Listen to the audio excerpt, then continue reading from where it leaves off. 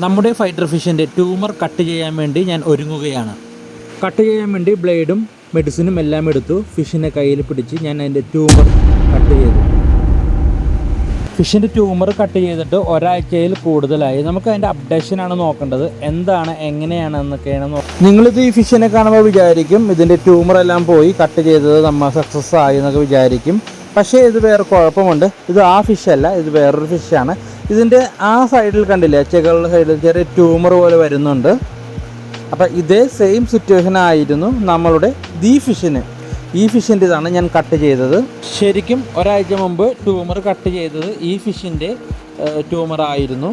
Tumour cut ചെയ്തപ്പോൾ ഞാൻ വിചാരിച്ചു ഇനി ആ കട്ട് ചെയ്ത ഭാഗം ക്ലിയർ ആവും, അവിടെ വേറെ പ്രശ്നങ്ങളൊന്നും ഉണ്ടാവില്ല.